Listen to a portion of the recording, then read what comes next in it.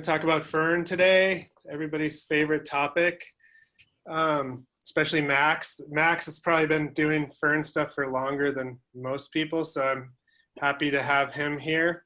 Yeah, but I still have my degree, so you know. Yeah, and we'll hear from Clem and Kristen and myself if we have time today too. I would ask that if your full name isn't listed in the participant list, that you just use the chat box to type in your full name so that we can get a sense of who's at the meeting today. Let's see. So the idea today is that we're going to try and mix both model and observation viewpoints about firn. It seems like firn is becoming an increasingly important topic in glaciology, so we want to think from both of these perspectives to try and be creative about how we can move the science forward. We're going to give several quick talks. We'll try and keep everyone moving along quickly, and then we'll have a discussion. And so I would encourage everyone to not be shy about asking questions during the discussion. Joe, is there anything you want to add to that? No, I think you covered it, Chad. Go for it. Okay, so Max, why don't you share your screen and we'll get going. Okay.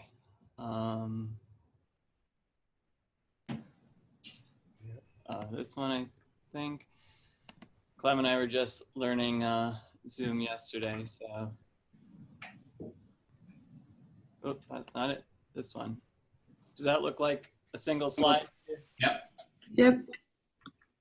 Great. Okay, so I probably have way too much material for 10 minutes, so I'll try to get through everything, but I might go through quickly so we can talk more at the end. But yeah, I'm Max Stevens. I'm still a graduate student at the University of Washington, and I work primarily with Ed Waddington here on a variety of firn-related topics, but lately we've been trying to think a lot about meltwater and firn and what's going on. And so we've also been working with a group from the University of Colorado, including Mike McFerrin and Walid Abdulati, measuring some properties of firn in Greenland and trying to get it at wet firn.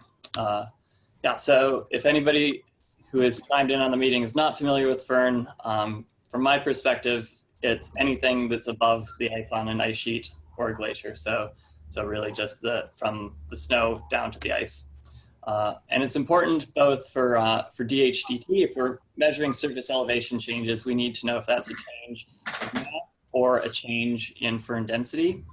We're also really interested in how much water is going from the surface with more melt in Greenland, how much of that is going to the ocean. And it turns out that uncertainty from firn modeling is really the largest contributor of uncertainty in mass balance estimates from altimetry methods. And that has to do with both wet firn and dry firn. But before we get to wet firn, I thought I would familiarize you a little bit with dry firn models and how we actually get those. So typically what's done is people go out and they measure a bunch of depth density profiles and also with that some accumulation rate at a particular site and what the temperature would be at that site. And then you make a steady state assumption so that you can go from your change in density with depth to a change in density with time. And then you assume some form of an equation that includes some temperature term, often Arrhenius, some dependence on the accumulation, which would be a proxy for the stress, and some dependence on the current density of the firn. And then you have some scalable constants in there. So typically then, depending on how many parameters you have, you tune those parameters to fit your measured depth density profiles. And very nearly all of the firn models that are out there have some amount of this empirical tuning to these measured depth density profiles and thus the steady state assumption. So if we try to think about how well dry firn models work, this is actually from Antarctica. So sorry, I know it's a Arctic meeting, but the other side of the globe is where I had some better data. So the orange and the blue on the left here is data from waste divide, and then all the other colored lines are model predictions. And I'm forcing this using RACMO data. So you can see in this case, at least at waste divide, the models are predicting that the firn is densifying too fast. And on the right, if you look at the depth integrated porosity, you're depth and variety of porosity, or the amount of air in the firn is much less than observed. So that's kind of the important number if we're trying to get at DHDT.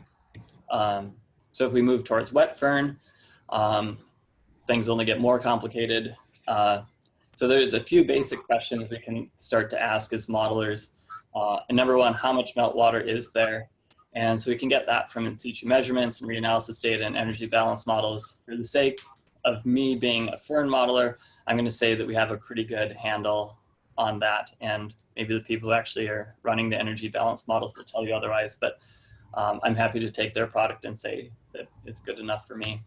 But then once we have this amount of meltwater, as modelers are running, first of all, where does it even go? So it can turn into runoff, which eventually is going to go to the ocean. So that has to do with sea level rise, but also that runoff is likely to enter the subglacial hydrologic system somehow or another, so it has implications for that. Potentially the water can refreeze in the firn. So we're interested in where does it refreeze, and potentially refreezing then can create lenses of ice that prevent percolation of water to deeper firn, which then affects how much water can be stored in the firn in the future. So access to deep firn is blocked. And then the water can also be stored in an aquifer, but we'll hear more about that later. So here's a snow pit. This is about 1 meter deep, and I'm not sure which site in Greenland, but somewhere in the wet firn zone, you can see there's dry snow at the top here. And here is an ice lens. This was taken with an IR camera. So that's how you can kind of tell how the structure is. And so here you can see that there was probably some amount of melt that percolated through this, which is really grainy firn, and then refroze here. So we're also interested in, from a modeling perspective, how does the water actually get to this place and refreeze? So is it just a homogeneous sort of percolating through the open porosity in the firn here, or heterogeneous percolation? I'll talk more about that in a moment. And is this just strictly vertical flow? Is there also lateral flow? And hopefully as modelers, we can start to get at that in the future. And then we're also wondering, how does the movement of all this meltwater change the firn actually? So, so these refreezing horizons, you can see here that it's not constant, it's thicker here than on the sides. So what's the spatial extent of these refreezing lenses or slabs? The meltwater changes the temperature of the firn, which has implications for how fast it densifies and other things as well. It also changes the grain structure, and there's larger structural changes as well, such as preferential flow conduits, which I'll mention more. And then getting back to those dry firn models, typically the densification models that we're using for wet firn are the same as for the dry firn, which may not be a great assumption necessarily, but that's typically what's being done right now. And hopefully we're getting data to help improve that. But yeah, these coarse grains, I expect to be different in it as far as densification goes than this very fine-grained snow. So I think the crux for us right now as modelers is heterogeneous percolation. And homogeneous percolation, as I mentioned a bit ago, is just this even flow through open porosity. So here's a backlit snow pit from Greenland, and you could imagine that the water melts evenly on the surface and flows evenly through, but then you can see those layers might actually make that a poor assumption. But it is easy to model, and at some scale, maybe that represents some real physics, but probably as you get to smaller scales, it does not represent real physics. So heterogeneous percolation, also known as preferential flow or piping or fingering, meltwater flows down through conduits that if you dug a snow pit, you might see something that looks like an icicle. And they happen at different scales. This is actually from that snow pit, and you can see a pencil over on the right side. So it's really small, and we actually cleared out the firn around this conduit with our fingers. So it wasn't just open like that, but yeah, it was this really coarse firn that fell apart easily, but then there was this ice, this pipe left there. And so physically, that's probably what's going on, but it's pretty hard to model, especially with a 1D model. And it leaves open questions of how does lateral flow work? And the data are pretty sparse as far as I can tell on how these features look. So a simple modeling approach is a bucket model, and this is what I'm doing with my model right now, and other groups are doing this as well, including if you use the RACMO firn densification model, this is what they're doing. So you have some volume of melt, and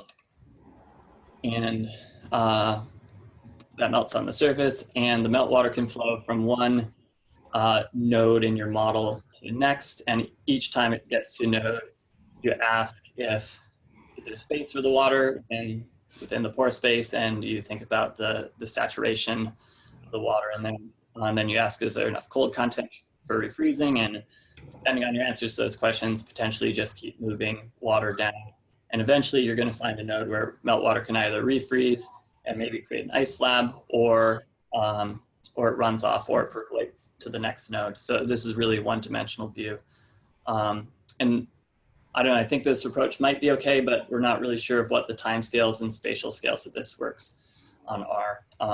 And the end there, I say, does this get a right enough answer? And where we are now with the modeling, potentially if we get a pretty right answer, we're maybe a little bit satisfied with that. So we are doing some work in Greenland, measuring firn compaction rates, the sites you can see in the map there. And we have a bunch of instruments out, and this project's led by folks at the University of Colorado. So if we look at actually results and compare model predictions to our field data, the black and the blue are the data, and the red is my results, or my model results. And you can see that the red has these big spikes, which are ice lenses. So my model's predicting way too many ice lenses. So that's not so good for my particular model. And I think that's probably both due to the simple bucket model physics and also the time resolution. This was run with monthly time steps. But the quality of input data is also really important here. We know that RACMO predicts too much melt, for instance. If we go to a site that there is a lot of melt, then my model actually does better because there's a whole boatload of water, so the model predicts a lot of refreezing. And if we actually look at the compaction rate data, this is pretty interesting to me, actually. The dotted line there is the measurements, and then all the colored lines are the models. And so the model is predicting way too much compaction in the summer, and it's also predicting not enough in the winter. So the signal that we're observing is pretty damped. And if we go to Crawford Point, which is another site, we actually see not that much varying compaction at all. So I think I'm not sure exactly what's going on there, but also with those pipes I mentioned before, potentially one hypothesis could be that they're acting like rebar or something like that to kind of damp out the seasonal signal. So directions we're trying to go as a modeling community is moving potentially towards Darcy flow and using Richard's equation to model percolation. That's still 1G with homogeneous assumption. And then you need to know the permeability, which maybe is adding more uncertainty because we don't really know that. Folks in Switzerland at SLF have put in a parameterization for piping, so they can still use a 1D model but parameterize this piping, but that still doesn't include lateral flow. And I think the future needs to be with 2D and 3D models, but we do need data to inform those, and they're computationally expensive. And that still leaves the problem of what's the viscosity of wet firn compared to that dry firn. So I think we'll get into this with discussion more, but the data from a modeling perspective would be really useful, would be the spatial distribution of refreezing horizons. Thermistor string arrays would be really useful to understand where is the latent heat from refreezing ending up, and also measurements of firn compaction rates to understand how the refreezing processes does affect the firn compaction. Yeah, so I think there's still a lot of work to go. It's a pretty big challenge, and I think it really needs to be a community effort, which is why I'm really psyched that this meeting's going on here. We need to be thinking 2D, 3D. Hopefully we can start moving past using dry firn equations for wet firn. And I do want to be optimistic, so I'll tell you a lot of people actually care about this, and there is good progress being made.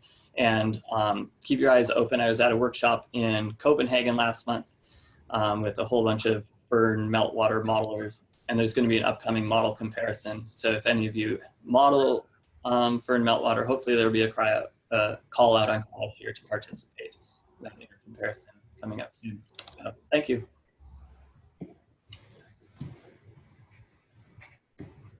Thank you, Max. That was awesome.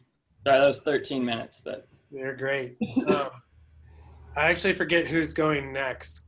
I think I'm next. Okay. Yep. So Clemiege is going to talk to us next about some observations from Greenland. Go ahead whenever you're ready, Clem.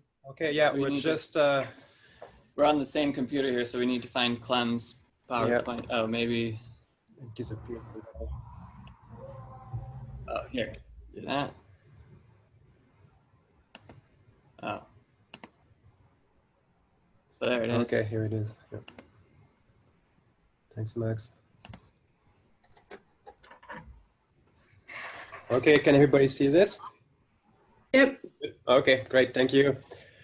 Okay, so I'm gonna, kind of give you guys a quick overview of what we've been doing in Southeast Greenland in terms of what data we've been collecting to inform, the community about the wet fern, but I'm gonna be in the context of fern aquifers, so where we're gonna have liquid water in the fern that is actually not freezing over the winter and actually for several years. And before I start, I'd like to acknowledge my co-author. It's been quite a multidisciplinary effort to get all this data put together, so I'd like to thank them. Okay, well, so, I guess, Max already touched base on this already, and I only have one slide. What I have here to show you is it's pretty much a west to east transect at about 66 degrees north in latitude. And on the west side of Greenland, what we see in the fern at the lowest elevation side is those ice slabs that Max was mentioning. And then if you go higher up, you have some amount of refreezing happening. And then, the closer to the divide you are, the less refreezing there is in the snow and fern. And if you go on the other side, on the east side of the ice sheet, then you still have quite a bit of refreezing happening at different elevation, and about 1500 meters, elevation, that you start getting into the firn aquifers, which is this water saturated layer at depth. So definitely you're adding mass to the fern by refreezing or by promoting early runoff in the case of ice slabs. Aquifer is definitely flowing downstream, so there is some runoff there into crevasses, and those would lead to disparities when we're going to be deriving those mass flux from the altimetry and comparing with the gravimetry. So, oh yeah, and on the right, there's this map where we combined the ice slab maps from Mike McFern and others, and in blue, and the aquifers in red. So it's not totally binary. There is some region in the east and northeast Greenland where we don't really know what's going on. Okay, so just to give you a really quick background on where the aquifers form. So we're going to be located on the percolation zone, so the lower part of the accumulation zone, where we have quite a bit of surface meltwater happening in the summer. The meltwater is being brought at depth. It freezes in the seasonal snowpack or the fern, and once the fern is temperate, it takes about a few weeks.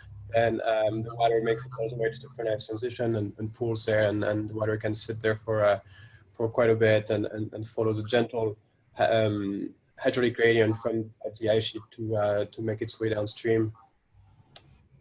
Okay, so the specific objective of this work was really to characterize the fern aquifer, looking at the vertical structure as well as the lateral boundaries. We're also looking at getting a better handle on the water volume that is being stored in the aquifer. We were also doing measurements to look at water transport and try to get residence time from that, discharge, and end up by studying the temporal variability.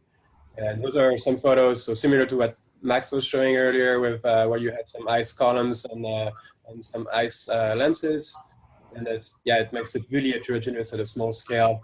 And then some photos up from the fern core above the aquifer with more ice lenses, and then within the aquifer is this water saturated fern, and then below the aquifer you get some bubbly ice with some clear ice. So the clear ice being this water saturated fern, being brought at greater depth.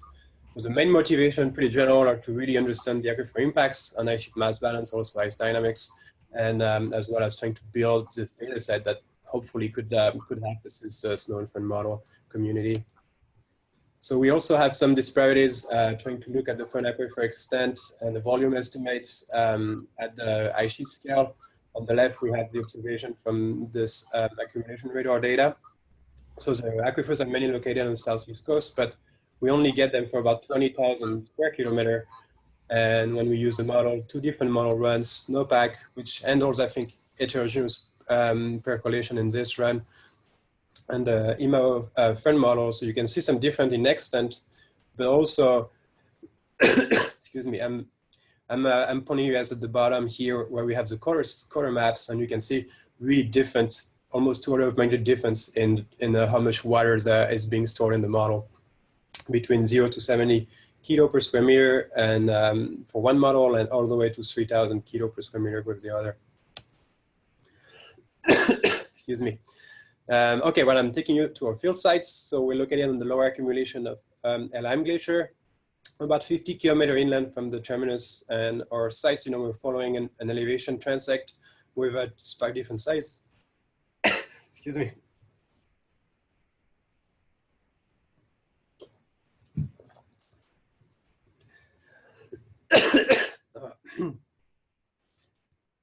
I think I'm speaking too fast or something, losing my voice. Excuse me. So the methods, in terms of the geophysical tools we had the ground plane radar, which was really good at mapping the water table, so the top of this aquifer. Then we used magnetic resonance sounding to look at the water volume. And finally, the seismic refraction was really good to map the hiding parts, so which was underneath pretty much at the firn ice transition that we couldn't see with the radar.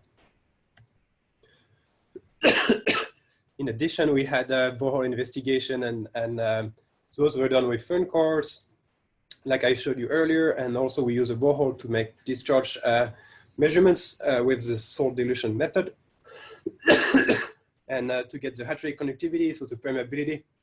In respect to water, we were doing aquifer tests from the borehole, but also we custom made this piezometer to do some slug tests and water samples. And finally, on the right, we can see where the station, so we had this monitoring component.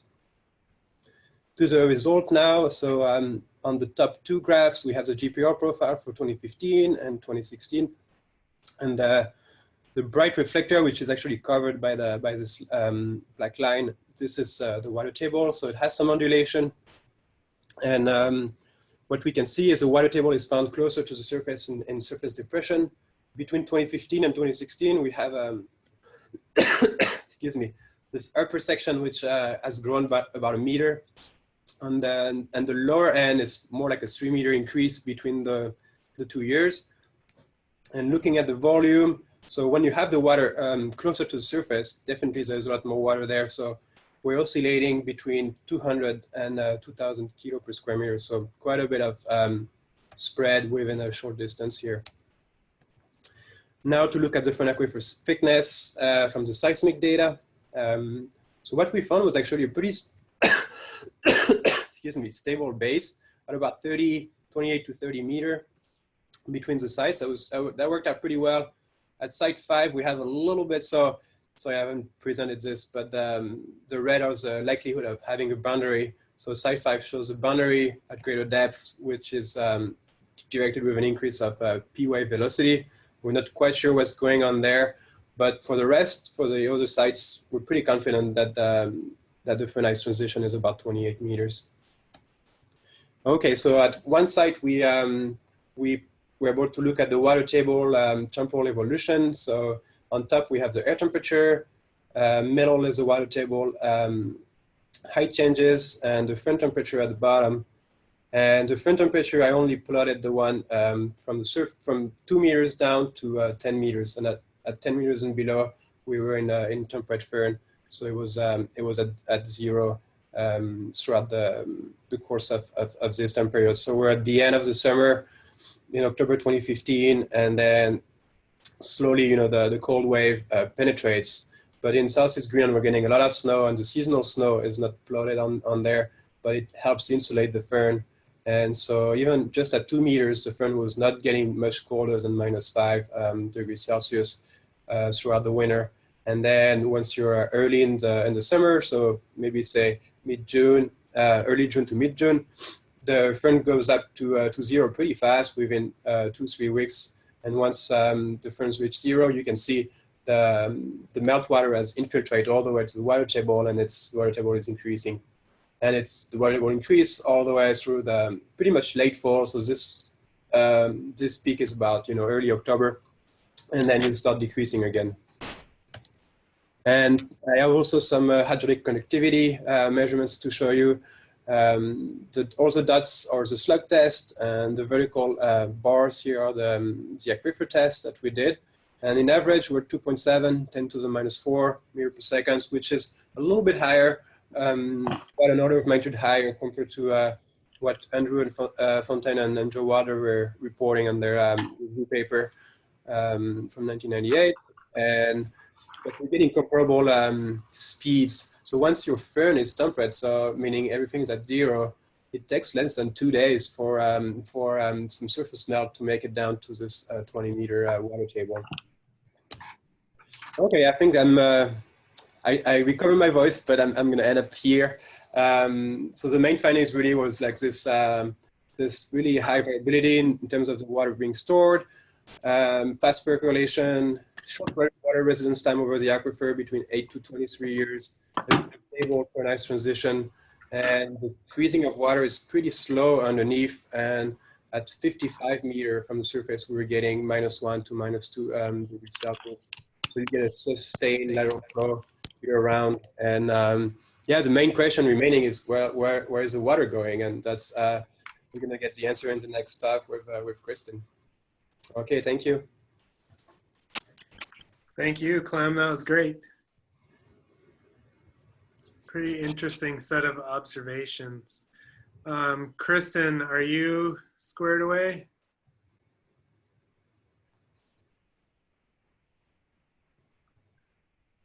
Still here? Yes. She's on mute. There we go. I'm on mute. Okay, now I should be unmuted, which will be better. Let's see. I would like to make this big, so I might do it the manual way, which is this. Does that look all right? Yeah, that looks good. Okay, good enough. As you can see, I've completely failed to make an interesting title slide, and I've completely failed to acknowledge my co-authors. So in the interest of getting off of this terrible looking slide, I'll just say that this is work I've been doing with Lauren Andrews, Christine Dow, Laura Koenig, Carolyn Roberts, Bea Chato, and Lynn Montgomery, and Sophie Nowicki. And if I didn't mention you, I'm sorry. I've also talked to Clem lots of times about this. I'm going to talk about firn aquifers and ice dynamics, which doesn't have a lot to do with wet firn, but I still think it's important. So I hope you don't mind if I share some of it with you. And please interrupt me with questions either in chat, which I guess I can't see right now, but just, unmute yourself and say something. I don't mind. I'd rather hear from you than not. I'm a modeler. I'm a process scale modeler, which is unfortunately not an observationalist. The observations, I think, really form the bedrock of the science that we do. And I like to think of process scale models as a tool for interpreting those. For understanding what the observations mean and sort of processing them, if you will, so that we can later incorporate them into larger ice sheet models that make predictions for sea level, and from there even go to larger Earth system models. So I hope I've convinced you that even though I'm not an observationalist per se, I'm only one step away.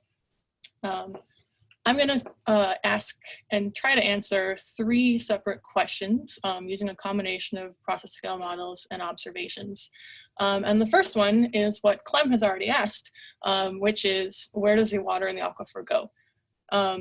His observations indicate that there are crevasse fields downstream of a number of sites with firn aquifers, including in their main field area. So I wrote a small model that predicts the depth, shape, size evolution of a water-filled crevasse, and coupled it to flow rates of water through the aquifer, which have been provided by the field efforts of the University of Utah team, and just ran it forward. So the model includes elastic opening, viscous creep deformation closure, as well as refreezing. And so the central question is the flow rate of water from the firn aquifer into the crevasse high enough that the water can essentially beat refreezing? If it's slow, the water will refreeze before it reaches the bed. If it's fast enough, then as you can see in these model results, the crevasse reaches the bed based on our current amount of knowledge for what is the flow rate of the water through the aquifer. It takes some days to weeks, and for extreme cases, maybe months for the crevasse to propagate all the way down. And the uncertainty on that time is primarily due to, as I said, the flow rate through the flow rate of water through the aquifer. So I want to highlight how important these field measurements are that Olivia Miller and Clem and that whole group have been doing to constrain the propagation of crevasses to the bed. Another uncertainty that we have is how often does this happen? How many sites around Greenland does the firn aquifer drain to the bed? And B, once a crevasse reaches the bed, does it stay connected for a long time, years maybe, or does it advect downstream and lose contact with the firn aquifer, and then we have to wait for a new crevasse to intersect the firn aquifer and take the weeks to months to get to the bed. So the shape of the water supply curve to the bed is, I would say, almost completely unknown in my mind right now. Maybe other people know it better. So that's sort of interesting. Okay, so question number one, does the water reach the bed? Yes, I think so, but we need more details. Question number two, what happens to the subglacial hydrology once it gets there? And I've been working on answering this question with Lauren Andrews and Christine Dow. And we're using the GLADS subglacial hydrology model, which was developed by Mauro Werner. And we're applying it to Helheim, as you can see here on the left. Ice is flowing down the page, and the firn aquifer is there in pink. The crevasse field sits there at about 40 kilometers upstream from the terminus. In our model, we're giving the subglacial system two different sets of inputs. In this lower zone of the glacier, where I've drawn in these moulins, we're giving the subglacial system seasonal water input through moulins, which is pretty standard. The interesting feature is this green zone up here where we are putting aquifer water through a crevasse and injecting it to the subglacial hydrologic system there. So I'll show you the results. I'll show you two different cases that we ran. The first case has only moulins and no aquifer. And the second case has both moulins and an aquifer. So here they are. On the left is moulins only, no aquifer. In the center here is moulins plus aquifer. The moulins are appearing here in blue during the melt season when they turn on. And similarly, the firn aquifer is appearing here as this red bar when it turns on.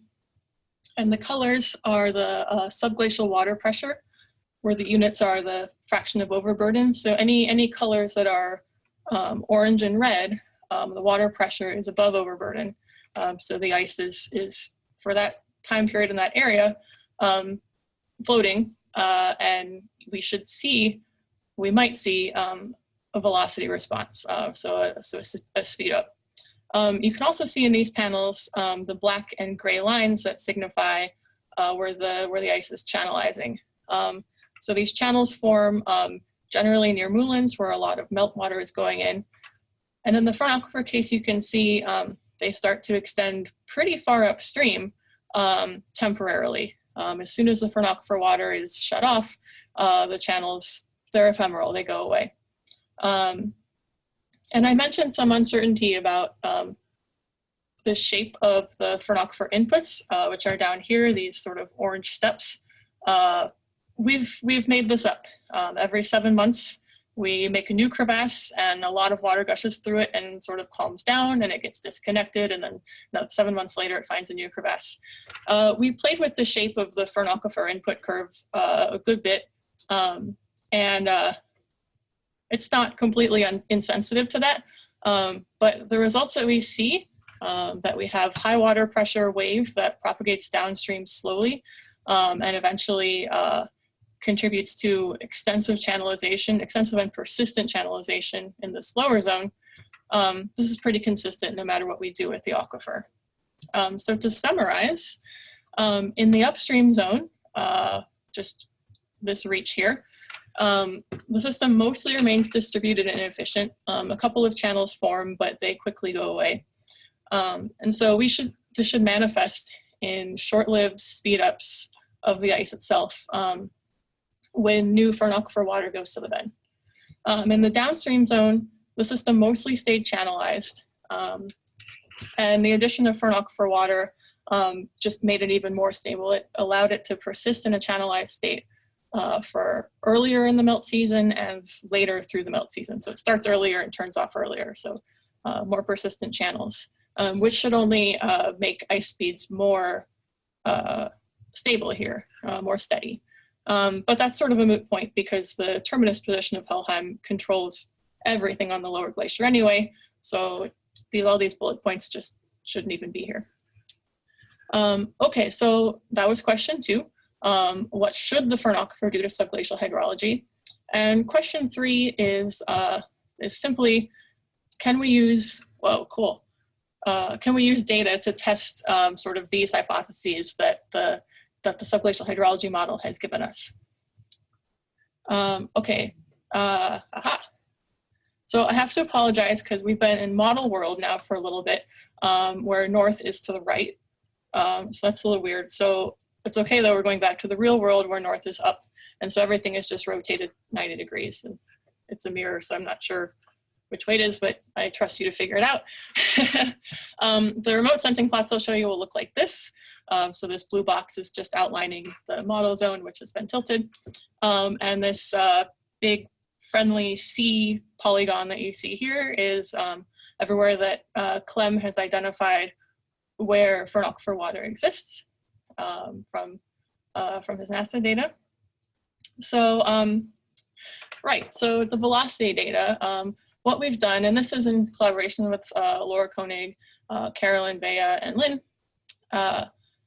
we have looked at Landsat-derived go-live velocity fields, which happen every 16 days or 32 days or 48 days. You can pick your favorite multiple of 16 days and get the velocities averaged over that interval. So here they are. Here are ice sheet surface velocities in the region of the firn aquifer.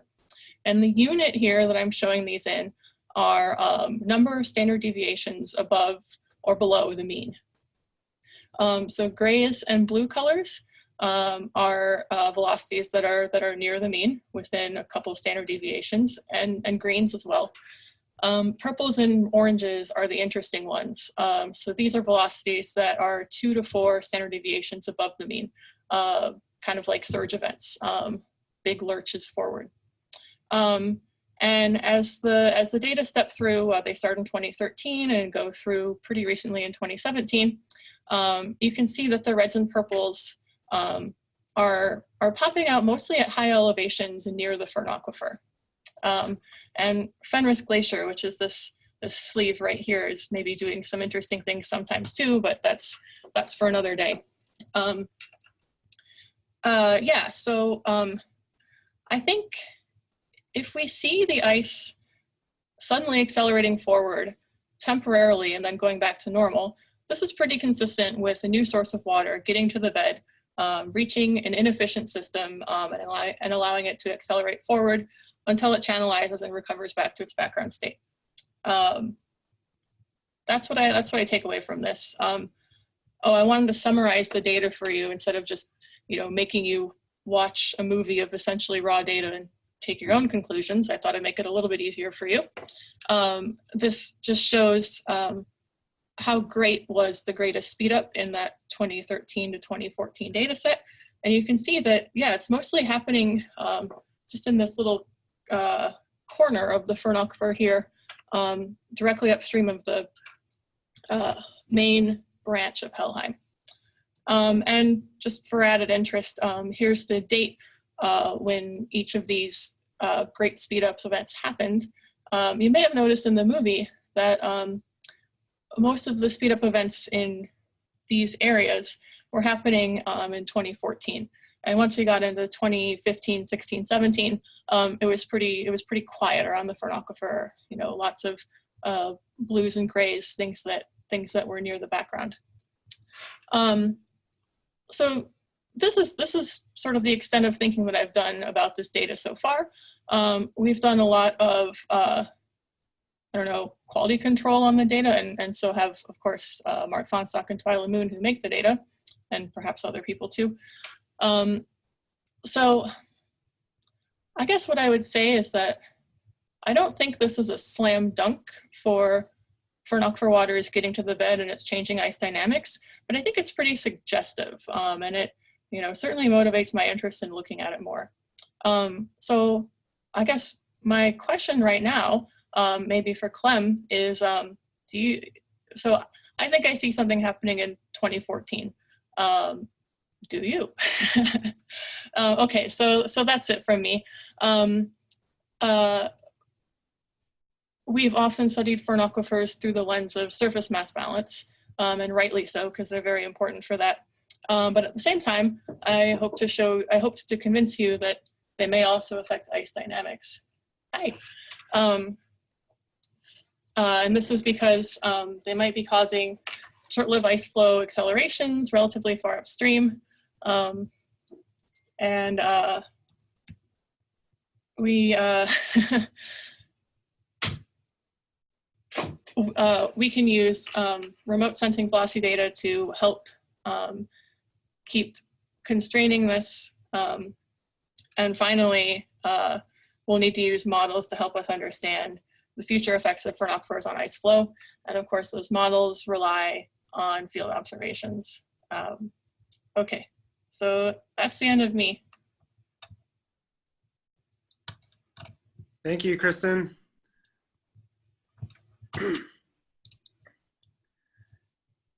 So I brought a couple slides that I can show quickly, unless everyone feels like they want to have 20 minutes of discussion now. I have a mountain glacier perspective that I can share with you. I'll do it real quick unless there's protest. Let's see.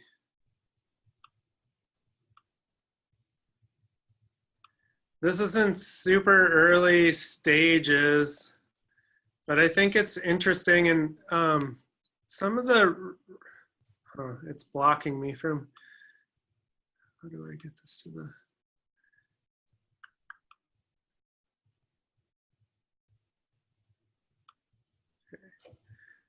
so we're working at Wolverine Glacier, and we in Alaska, so not on an ice sheet, but firn evolution is really important for surface mass balance. So we have the same questions of where does the water go, and what do we make from DM differencing if we don't know the material density and what changing. And what are the time scales of how water is moving through the glacier are really the questions that we're asking. And I'd say we have a really simplistic approach compared to what you guys have shown, but at the same time, the results are pretty interesting. So just a little bit of background, Wolverine Glacier is in south central Alaska, a little bit south of Anchorage. It's adjacent to the Sargent ice field. It's a small glacier, just about 20 square kilometers, just under 20. And the blue star on the DM on the right shows where we had our little project. And this is the instrumentation that we set up.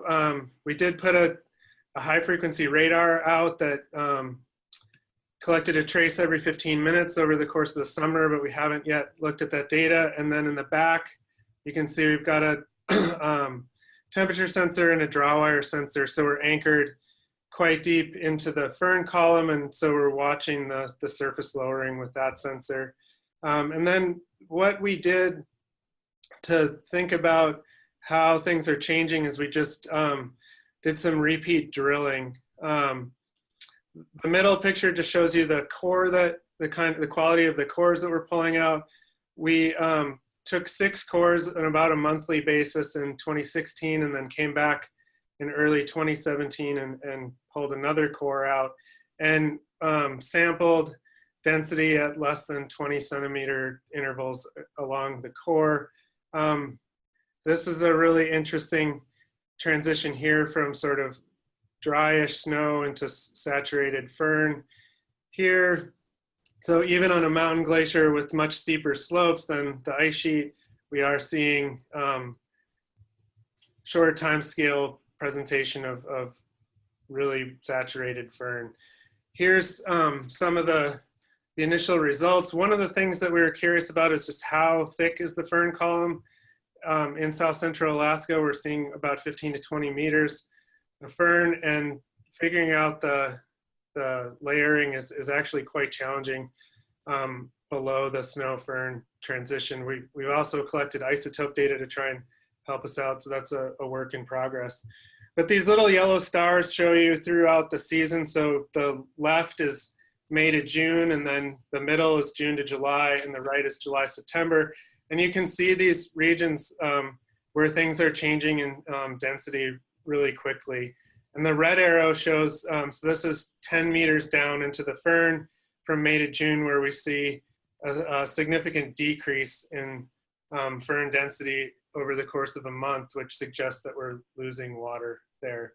One thing that we haven't really done is try and couple this to our GPR data to try and better unlock the chronology. So how does the meltwater get through the glacier?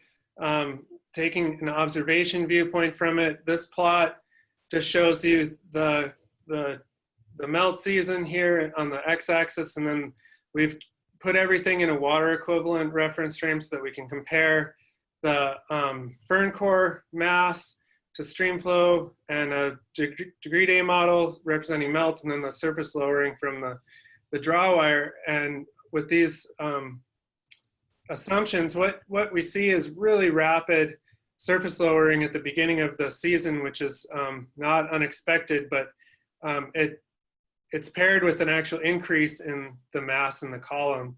And so here's the compaction, the sort of fractional compaction curve over here. See these pulses, but then a decrease over the summer. So there's little elevation change when the SWE in the column is changing the fastest, but we're seeing the fastest lowering when there's actually an increase in mass in the snow and firn column. So this has implications for DM differencing with spring data, that you really have to know what is going on in the snow and firn column to make sense of those observations. So any sort of ice bridge observations in the spring should be treated very carefully. If we look at monthly changes, so I've removed the seasonal snow and normalized all these curves at the first annual interface, so that we're looking through the firn column, and we're differencing the density profiles binned at 1 meter intervals. So if it's pointed to if the bars are pointed left, we're seeing negative change in mass in that meter, and if it's pointed to the right, we're seeing an increase in water. And the numbers just tell you the change in the SWE, the snow water equivalent in the firn, in red, and then the black is how much water forcing is coming from the seasonal snow, and the blue is how much is coming from rain on the glacier. And so if we look, you see a lot of variability throughout the summer, and then if we difference over the whole melt season, we are seeing a net increase in mass in the firn column at the top, and then a little bit at the bottom. Do the same thing over the course of a year, and we're seeing about 10% of the available water is retained in the firn, which I think is important because this stuff is pretty warm. We do have temperatures that get to like -3 or -4, but so there's not a lot of refreezing potential, but we are seeing some storage of water, but over annual timescales, and some net increase in water mass inside the firn. So again, this is just a really early stage analysis, but even with these steep slopes, we're seeing evidence for rapid water movement and storage over multiple timescales. We're working to improve the chronology, and I think the most important thing that we've learned so far is that surface lowering is not equal to melt, and so differencing over short timescales is a little bit dangerous without other sort of calibration data. And that's what I had. And I think the most interesting part of this meeting that we can do today is to just open it up for questions from anyone to anyone that's here. Don't be shy, please. All right, Chad, can I ask a question? Yeah. Great. Well, first of all, thank you everyone for presenting. That was fantastic. And I am pumped for Fern, especially the Fern aquifer after what I heard. And I have a couple questions on connecting models and observations. One's for Max and one's for Clem. The compaction rates, which are really important for DHDT, this is for Max, you showed that basically it seems like the models are way too sensitive in terms of reproducing the compaction rates. And I'm wondering if you could elaborate on that further. And then second question is for Clem on the maps where he compared observations of the Fern aquifer to the models. I was quite excited because I thought the geographic coverage was very good. But of course, you showed the volumes were quite wrong. And so again, that sort of points to an oversensitivity of the models, which in some ways is encouraging for making forward progress. So Max and Clem, what do you think? You want to go first? Sure. Yeah. So I guess you're familiar with this project that we've been doing in Greenland, and we've just been now getting enough data that I start feeling comfortable to even look and see if there's any trends. And I guess I'm trying to say I want to make sure that I actually trust what those instruments are telling us. And I didn't show the slide, but at NASA Southeast, we have 2 instruments and 2 holes showing the exact same thing. So I think we're seeing a real signal and we're not having our string freeze in or something. If we actually look at the data at Summit, it's a similar story up there in the dry snow zone, that the amplitude of the seasonal cycle that the model predicts is much larger than the amplitude that the data show. So yeah, I think that means that our firn models are too sensitive to temperature. Well, yeah, I guess this is a meeting about wet firn, but I've tried to avoid wet firn kind of because I feel like we don't know enough about dry firn yet. So I'm excited that we have these data from Summit and also eScript to start to say, okay, well, we actually need to pin down what's going on with the dry firn, and we can maybe say the temperature sensitivity is too high there. So I think that's going to be a similar story then when we extend those ideas to the wet firn zone or look at the models there. But yeah, I think we also start to run into issues where we're looking at physics that we're not entirely familiar with, that these kind of steady state calibrated models are for dry firn that has a particular grain structure. And when you go and look at the firn in that has had water percolate through it, it's entirely different. You have these really large but non-cohesive grains. And so it's kind of a non-answer, I think, but No, the temperature sensitivity is too high, but I think we're probably missing a lot of other physics that have to do with the grain scale. Okay, thanks. Clem? Yeah, so really, Joe, to answer, maybe let's answer the volume first and then look at the extent on second. So the disparities between those 2 models, it's, so this FDM model is only holding the water via capillary forces. And so pretty much you have a threshold, and I think it's only a few percent in that model run.